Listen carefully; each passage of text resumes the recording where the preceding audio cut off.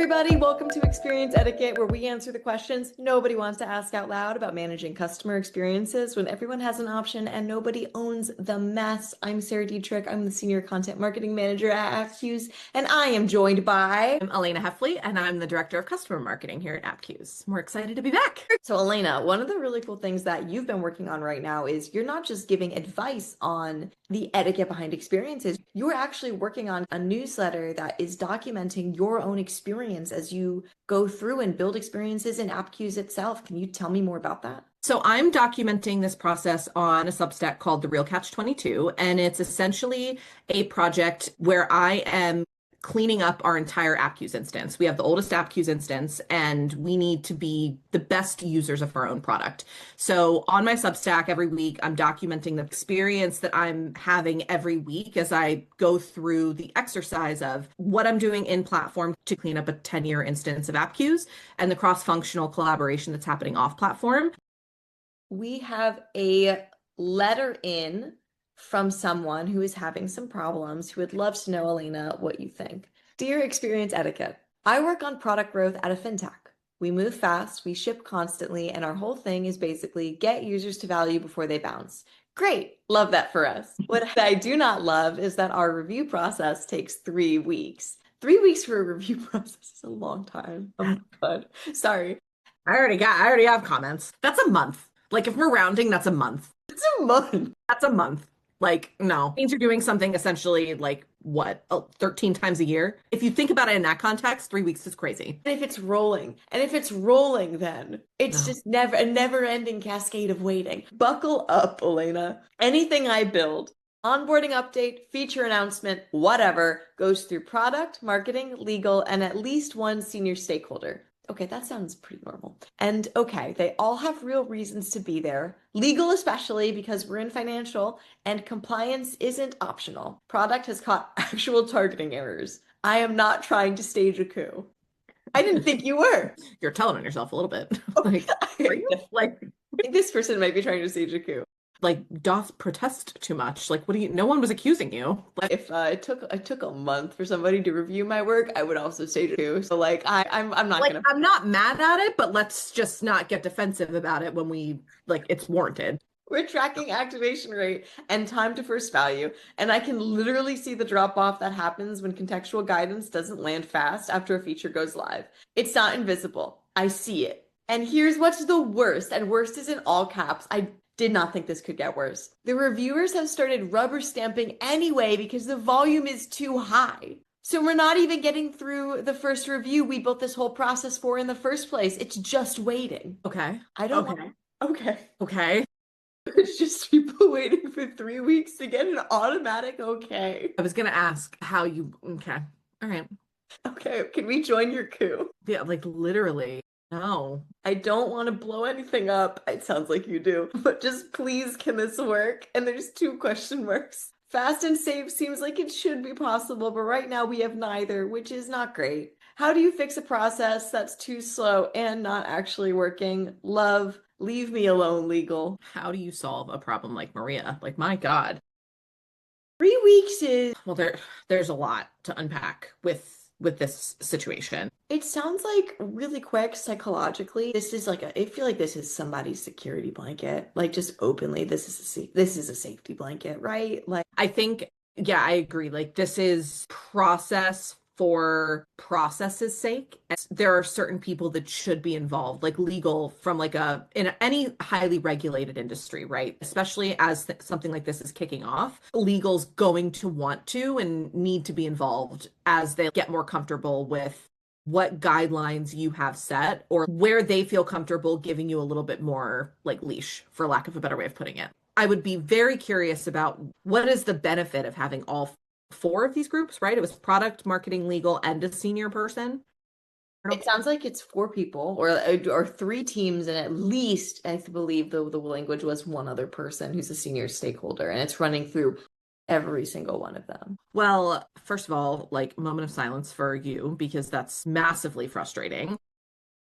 Light I it. have my candle warmer on actually, and it's delightful. It does have crystals in it, like calming crystals. So like that feels very appropriate for this person. This is why we've been talking about governance as a thing, because like governance guidelines should give you like what your guardrails are.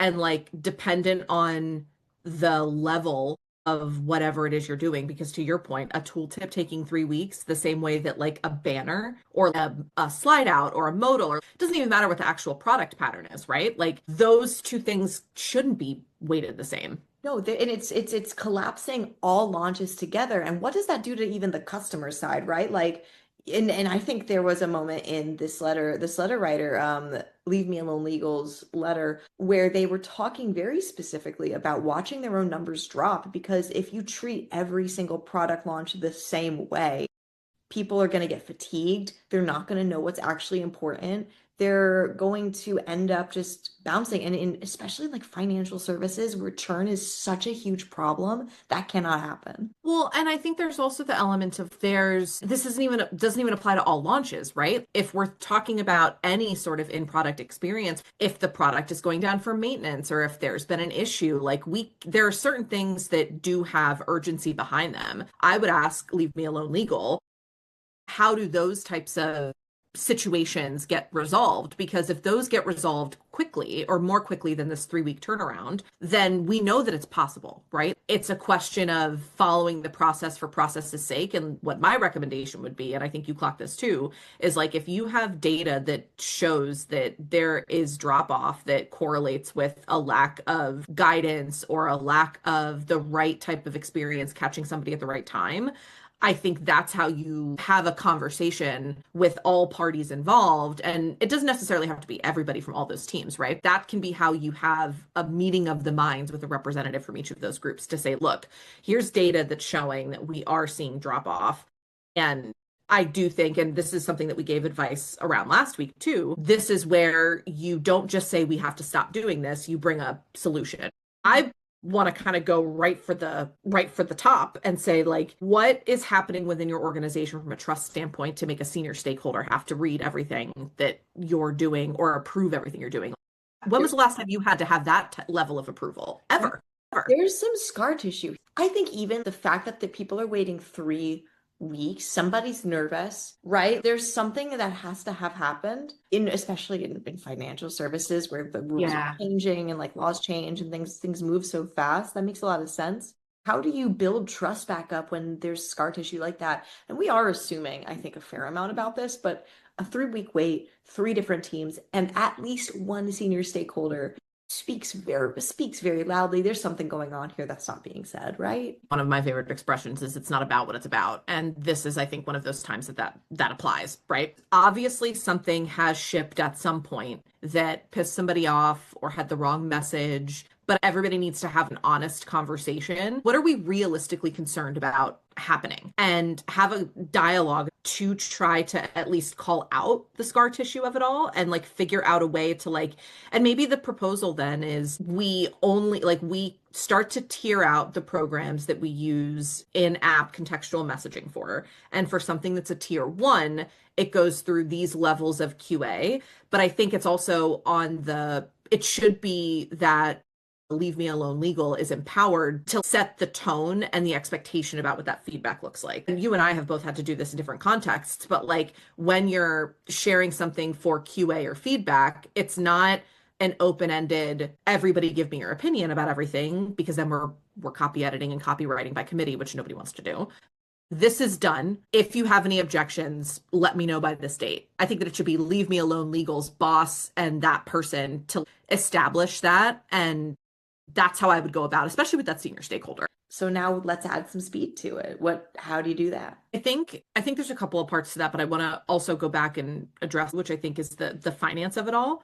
I think fintech especially is a challenging one where you do have to balance that speed and going slow, because in a lot of, depending on what particular area of fintech you're in, you're competing for attention, and speed is actually really important because you're trying to disrupt a legacy industry and steal market share basically from legacy brands. To your point on speed with within governance is I think it's about first step is admitting we've got a problem here and like everybody at least agreeing that what we're doing right now isn't working. I think you need to have a potentially uncomfortable, hopefully not because everybody's aligned that there's a problem, conversation with somebody on marketing, somebody on product, and somebody on legal. But I think there needs to be a conversation around like what needs to be true in order for me to get this further along that also frames what you're trying to accomplish, which is getting faster as taking less of their time because I would hope that you're in an organization where as much as people want to be involved, quote unquote, there's also a sense of like, I'm doing this because I have to, because I don't have the trust there.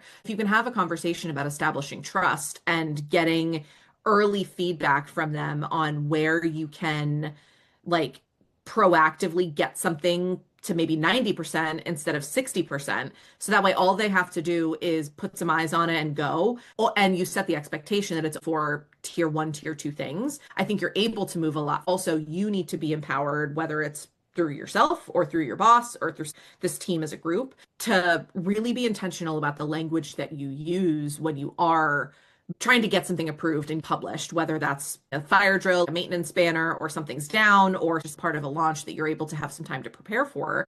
You need to think about the language that you're using when you do put things in front of legal and marketing and product. And here's what we're going out with based on the conversations that we've had or the processes that we've revamped. Unless you have objections, I'm going forward with this on this day. That forces people to move a little bit more quickly or to let go of the reins a little bit because you're taking a little bit more of a driver's seat, which it sounds like this process really needs. And by doing that, you avoid having a Google Doc that has 200 comments on it. You take pressure off of people when you do tell them, product team, I want feedback on this particular thing. As I've been going through some of the work that I've been doing in our cleanup, for each phase that I've gone through, I've set some quote unquote ground rules. I want to be very clear that as we move into this iteration or as we work on this thing, here are some ground rules that I'd like everybody to keep in mind. And of course, if people have challenges to those, they raise them. But I find that only people with actual principled objections or an opinion that they actually feel strongly about, instead of them giving me an opinion because they think they have to have an opinion, those surface. And then we're able to get to the point a lot faster. And you also give them an out by saying, if you haven't given feedback or if you haven't answered these by X date, I'm moving ahead. There's also a level of reality to also about if you've worked in fintech and you've been doing this very grueling process for a while, you have some sense of this, is you have to be realistic about how bad, quote unquote, something that you're going to ship out actually is. You have to weigh something being perfect with being able to move fast and asking yourself that question and also thinking realistically, if this doesn't have specifically right phrasing, is the world going to end? Probably not. According to legal, yeah. According to marketing, yeah. Getting that baseline of like, is it going to cause, are we going to get sued? Or is this so counter to our messaging? And that's also maybe an enablement thing, because it sounds like, and this is me truly reading between the lines here, like I don't come from me, I don't know. But we have product, we have marketing, we have legal, and we have a senior stakeholder. I have not heard customer experience mentioned, which leads me to believe that this person is a customer experience team member. It sounds like in this organization that's owned by customer experience or is part of it or led by it or they're on that sort of like area. Did they say? Am I crazy? I don't think they did, but I think you're right because like I work on product growth at fintech. That doesn't mean anything. no. But I think where you're going with that is right though, because like there's also the element that if you work on product growth, you are probably in part responsible for customer experience. But if you work on product growth and this function or this work stream or whatever buzzy word you want to call it is your job, unfortunately or fortunately, you are the internal advocate for what is best for the customer. So you do have to force yourself to have some, again, potentially uncomfortable conversations to call attention to the fact that like this is a problem. I am responsible for fixing it, and here's my path forward. I think it also is like, what level is this person at? Because it sounds like they're not very high level. It sounds like this person knows about their metrics and is seeing this process fall apart in real time, understands it in a way that's high level and smart. They're not just trying to keep up. They're not just treading water. They can see a path, which I think takes a specific kind of mind and a specific kind of person, right? So it's sort of like they're also, your job is also doing you a disservice by keeping you as the catch-all. This is also a really good opportunity to up-level some skills on how do you advocate for yourself and your ability to say, this job could be more than what's in front of me. And when you do that, I think it opens the door for a lot of trust, a lot of these conversations, and a lot more say. This is a really good way to prove that you have that ability to be able to say, you can manage cross-functionally, you can manage up. Like, leave me alone legal. You've thought about this. You also wrote to us, so you are researching, you're looking at stuff. That's so far and beyond what so many people in that role do. Yeah. To that point, this is a good opportunity. Practically, if I were in this person's shoes, what I would do today is I would collect the data that is telling me the story around why this process is broken. I would try to find examples of where in the data this is demonstrating that our process is failing, from both product launches, but also just to your point on tooltips that you brought up, leave me alone legal. It runs the gamut, and it should span a bunch of different use cases. I would use that data to inform like a proposed plan, even if that plan right now is get everybody in the room, address the problem, what kinds of conversations I need to have with each team, and like what my future version of the world looks like when we have solved this problem, which isn't going to be tomorrow. It's not going to be next week. It might not even be this quarter. I would record a Loom. I would send it to folks and schedule a meeting saying, like, I expect you to have watched this Loom so we can have a conversation as a group around how we proceed, because I'm raising my hand that I've identified an issue that is going to cost us in the long run. And I think wherever you can also tie that data into revenue or an OKR or some other board level metric will increase the importance and urgency that especially legal and your senior stakeholders will see in this problem. And that's how I begin to unpack it. But you do have to be prepared for it to not be the rosiest conversation. But this could also be what makes or breaks your growth in the company, your career path, your opportunity for a promotion this year. So I take the reins and some ownership over this and use this as an opportunity, like you said, to advocate for yourself and your role and your ability to succeed, because you're being blocked right now. 100%. Also, know who your allies are. You have friends at work. Who are you huddling? Who are you complaining to? Are they on the team? Who are you sending the little off Slack messages to? Like, oh my God, I can't believe Diane did this. Diane from legal. Yeah. Sorry, Diane. Diane from legal. Shout out to all the I'm coming Dianes for out you. there. Ironically, watch this person's name be Diane. Oh, I My miss girl. Diane. Well, Uh, but I think you're right though. And like I would be very surprised. I would be shocked if any of the folks on this team don't want to review everything. All of these other people, let's be also very clear, legal, senior leadership, marketing, product, they all have other jobs that are not this. That's probably one of the reasons this takes so long, right? well, it's also the rubber stamping. At the end of it, they're not even reviewing anything anymore. They're just doing it for the sake of doing it. The only person it sounds like who's still tuned in is legal because they're catching Which, stuff, you know? And right. that's good for them. And that's right. Because, and if you want to start to test the waters on especially lower level things like a tooltip, if it's you and legal who are making decisions, I would start to kind of figure out where the limits are. Like in a highly regulated industry, you do have to be conscious of having legal involved in things. I still am very curious about why they need to be involved in every tooltip, but that's its own issue. But I think that like for better or for worse, especially if you've been doing this for a while, because it sounds like you've been doing this for long enough to have been able to identify this pattern and know that there's a problem. I think you probably have learned a lot more than you're giving yourself credit for about what is and isn't appropriate, or what kind of language we tend to avoid, what is against our brand messaging. Like this person's smart, right? So there is an element of within the realm of reason, and not using like a tier one massive product launch or feature enhancement or whatever it is as your way to test this, like an asking forgiveness instead of permission thing. And if you want to just have a safety net, have your emotional support, Diane from legal, involved in the process, and then you're a little bit more covered. Hey, Elena, you are my emotional support, Diane from legal. No one's ever said anything nicer to me. Goodness. Oh, it's awful. That's going to carry me through this week. And also, that's so sad that that's the nicest thing that's ever been said, but we'll just skate right past that. The tier framework we can put in the body of the blog as well as on our social media page for you to take a look at. I also know that I have questions I like to ask. I know that Elena has questions that she likes to ask. So we'll also come up and put a few of those questions so you can hone your focus in the body as well as a template for you.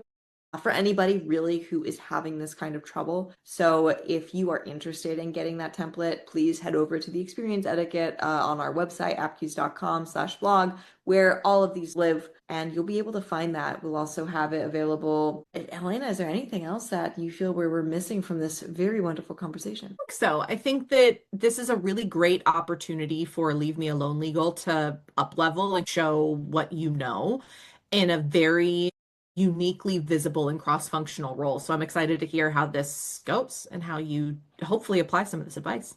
Yeah.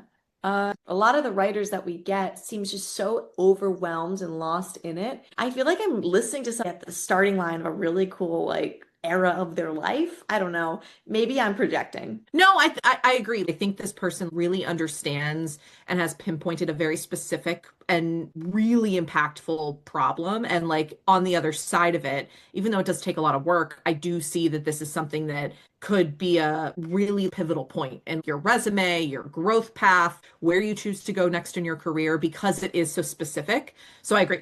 People can build careers on this, I feel like. Now, this is the third question that has dealt with governance in some specific way. I don't know. I feel like this is Babe Ruth calling my shot. No, for real. Like, this is going to be such a necessary skill for tech professionals that Claude can't really do, that AI cannot take from you, is the ability to work cross-functionally. No, there is so much that AI is helping with in the type of work that we do in customer engagement and customer experience. But there is, with the rise of that, I feel like there's just as equally a rise in the need to be able to get everybody around a table, to get everybody bought in, and to have human involvement in every single step of the way. Like we don't have to do as much of the data work manually and actually even building experiences in some places, but that has created an entirely different skill set on the human side that is much more cross-functional and much more collaborative. So I completely agree with you. I think that there's an even more importance in that ability to collaborate with the rise in AI, especially in this type of role and especially in this person's role. Thank you so much for joining us for this edition of the Experience Etiquette. That's going to be all for us on this. If you are interested in the framework that we talked about or the question template that we had discussed, we're going to be putting it into the body of the blog of this. We're going to be putting it on our social medias, all the stuff. So give us a follow at Appcues. Go check out our website where the past episodes of this also live. Give us a follow on YouTube where this is going to live as well. If you have a question for us, we have a little bit of a log to get through, but just drop it into the link below in the description of this video on the Experience Etiquette blog or even through our social media. Elena, do you have anything you want to say to our beautiful listeners? No, I love all the questions that we keep getting, and I'm glad that we have a backlog. It's very exciting. So DM us if you have any questions, any thoughts, anything else that we could create some templates for you. I'm excited that we're getting some traction and a good little audience that wants to ask us questions. It's so exciting. Can you believe? No, fastest no you'll ever get from me. No. I feel like the moral of the story, always have an emotional support Diane in legal. Always. All right. Have a good day, guys.